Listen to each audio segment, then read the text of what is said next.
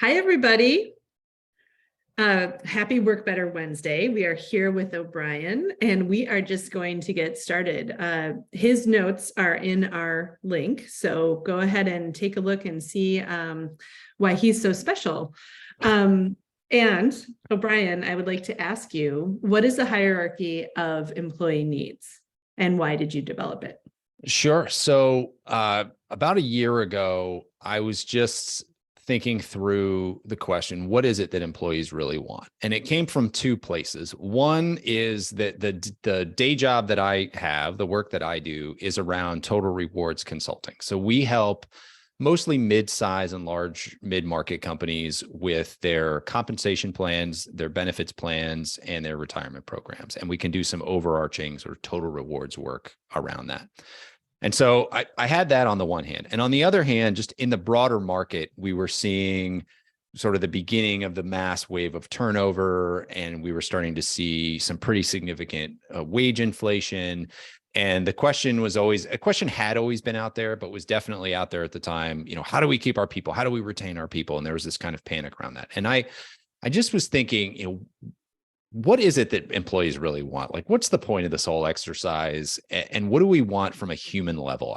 I like base principles. I like figuring out human psychology. And so I put some thought into this. And from everything that I had read and experienced in my work and conversations I had, I came up with what became the hierarchy of employee needs. And I just thought, what do we really want? And it turned into these 5 things, which is, I'll kind of walk through it from the bottom to the top. If you think of Maslow's hierarchy, at the bottom are our base physiological level needs. And I think that those really are the total rewards that we provide, not just because that's what I do, but because I really do think that that is sort of a base level. Like if people aren't paid enough to be able to fund the life that they envision for themselves, or if they're not paid to a level where they feel like they're being comped fairly compared to their peer group, they'll leave. Like we see that happen all the time, especially in low income jobs where people will jump for very small hourly raises. So, people want to be paid, they want to be protected when they get sick, and they want to be able to plan for their future and have a dignified future. And so I think the total rewards are kind of the base level. Above that, I put leadership, because I think every problem is a leadership problem.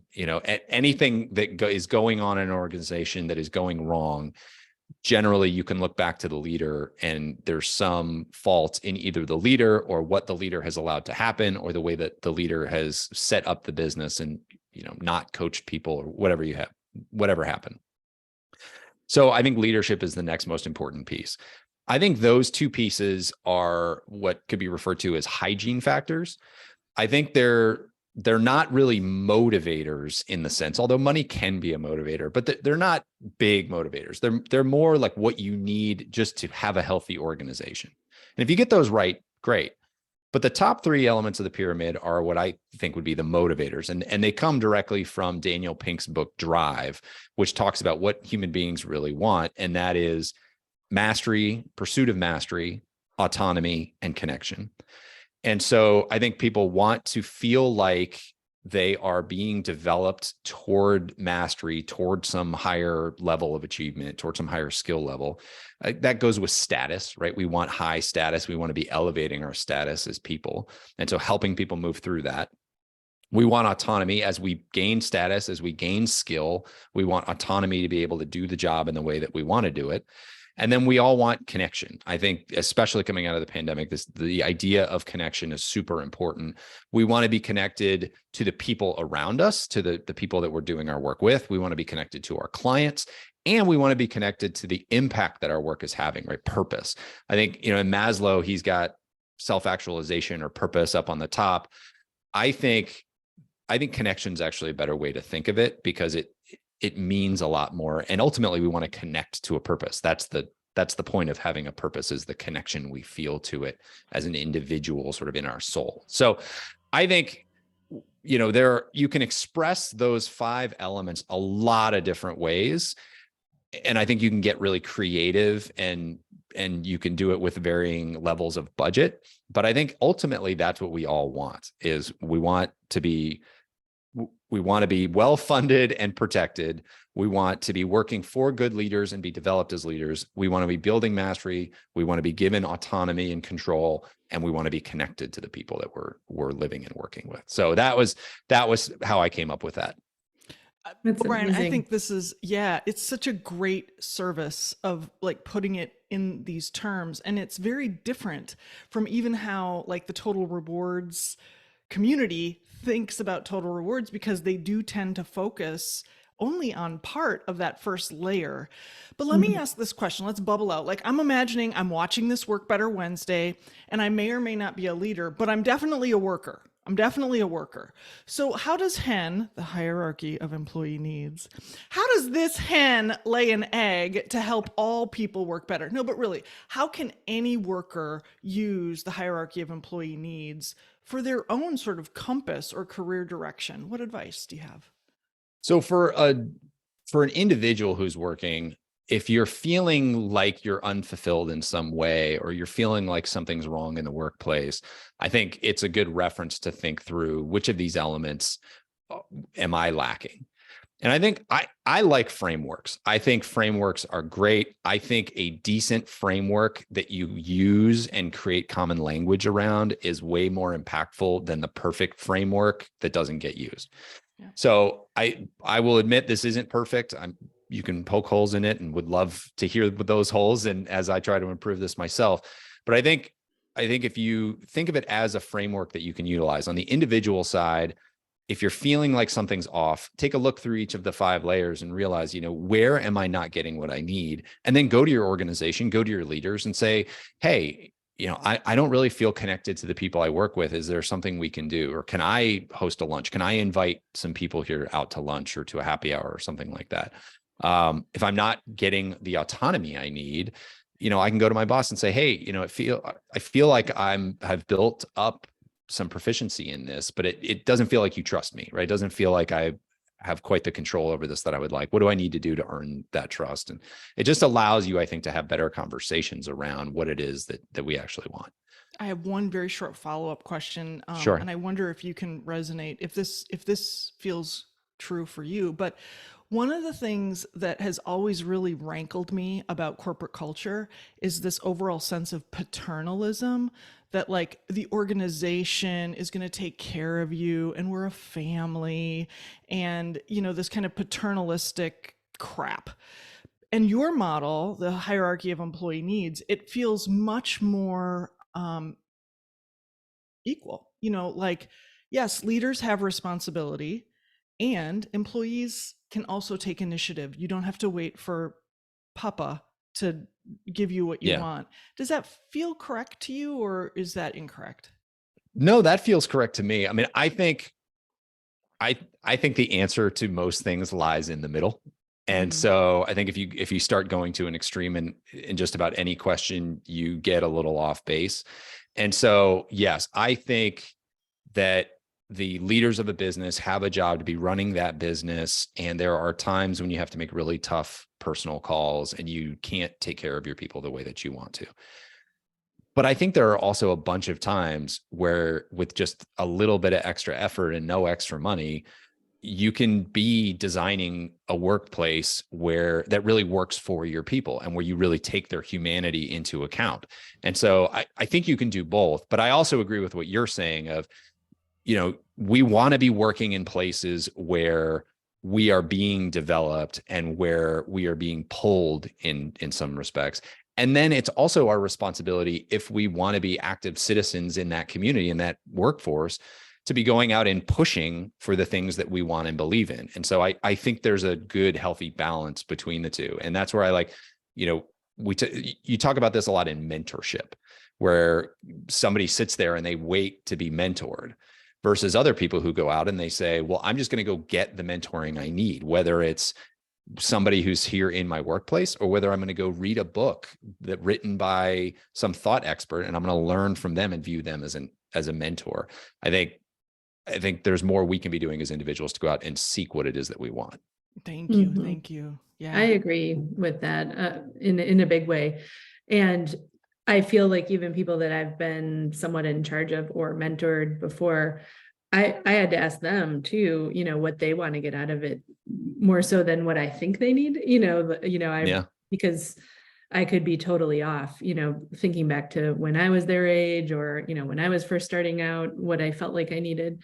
So yeah, that's important. And along those lines, how does the hierarchy of employee needs, or have you seen examples of it manifesting itself into the work, into the physical space? Have you drawn some parallels with that before?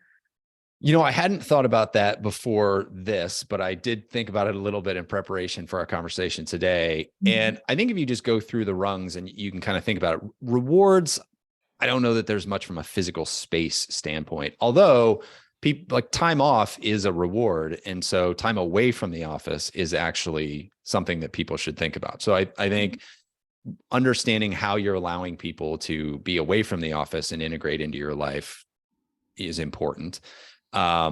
Leadership, I think it's important for leaders to be visible. So you can set up your space in ways that leaders are more visible, that leaders are more connected into the business. From a mastery standpoint, you can be setting up space that is more easily used for training, group learning, collaboration, mentorship, that kind of thing, building space specific to that.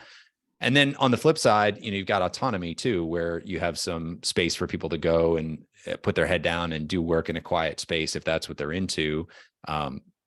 Phone rooms, virtual meeting rooms where there's a nice background set up where people can dial in and do their work like that. And then connection, place where people can just be social together and connect, and common spaces where people are interacting more naturally, where you're naturally funneling people into the same common areas. I think if you just think through these, you can find some ways to be crafting them into your space. And I don't know that it's from a space standpoint that's revolutionary. I mean, I think for a long time we've been talking about how we get better collaboration space. I know a lot of office design has moved offices to the interior and cubes to the exterior. And so the leaders who are theoretically in the offices are a little bit more visible. They have to get out and walk around. So I think this is something that has been happening. But, again, if you have a framework for it and you can be purposeful in the design, all the better. Yeah, I do think that that's a trend that's been happening, and maybe even getting rid of the private offices altogether and some of the benches altogether, and that the whole space is about collaboration. So even if you're collaborating in a meeting, perhaps you're collaborating into something more comfortable with a tablet arm that's around a fireplace instead of around a conference table with a big screen on the wall. So I agree. I've been seeing some of that too from an interior standpoint as well. Interesting. Cool. So O'Brien, you come at this from two different angles. You've got your people business podcast, which is fantastic. And then you also have this leadership role with this organization that works on total rewards. And you have your ear to the ground on what's coming down the pike for employees and for those who are in the people business. So the final question for you is, what's your burning question about the future of work and working better? This isn't a settled question. What are you still wondering about? So I just spoke about this recently at an HR conference, and I channeled my inner Rebecca Ryan for this because you and I have spent some time together. You've been gracious enough to be a guest on the podcast. Both of you have. But as I have been thinking about the future, one data point that popped up to me it really caught my attention is the demographic breakdown of our country here in the United States today and what it's going to be like over the next 30 years. And if you just look at population size by age, historically, if you were to plot that out, it looks like a pyramid where every younger generation is a little bit bigger than the generation above it. And that's largely how we've fueled our economic growth. If you look at where we are today and where we're going to be for the next 20 to 30 years, it's more like a pillar. I mean, we're basically at replacement rate in the population. So while the population has grown significantly, we're kind of just at replacement rate right now. And I think if you think about what that means for the workforce, for every person that retires, we're only going to have one new person entering the workforce. And so it's not like you can't recruit any new people into the business. Businesses will still grow, we'll still add people, but it's going to get a lot more competitive. We're already seeing that happening. There are going to be staff shortages in a lot of industries. We're already seeing that happening. And it feels like it feels like the temperature on the pot has been turned up a little bit, and we're the frog inside, and we're just like, yeah, it's a little uncomfortable, but we just need to swim faster. We just need to be more competitive in the market. And there's all these ways where we need to increase wages. We need to do all these things. And I think they're all symptoms of this greater problem that we're going to have less people to actually do the work. And so the thing that I'm interested about is, how are companies going to get ahead of this, and who's going to get ahead of this and actually redesign the way that work gets done, the way we deliver services, the way we create widgets. Like, I just think there is going to need to be this great redesign in the way things actually work and what we actually deliver, while using technology and getting really creative with our solutions. And so I'm really interested to see how we do that and who does that well. Oh, that is a great question to close with. Mhm. So everybody, O'Brien McMahon, where's the best place for people to find you, O'Brien? The two best places would be on LinkedIn. I'm pretty active on there, O'Brien McMahon. And then go check out the podcast. I'm pretty vocal in the episodes, and so you get a pretty good sense of who I am on there. And you can find that anywhere podcasts are found, at People Business with O'Brien McMahon, or at peoplebusinesspodcast.com. Oh, awesome. So, Libby and I want to thank you for being a guest on Work Better Wednesday, and thank you for all you do with all of your discretionary and professional time to help all of us work better. We appreciate you. Likewise, I Thank you appreciate so much. both of you and your wisdom and how willing you are to share it. Thank you so much.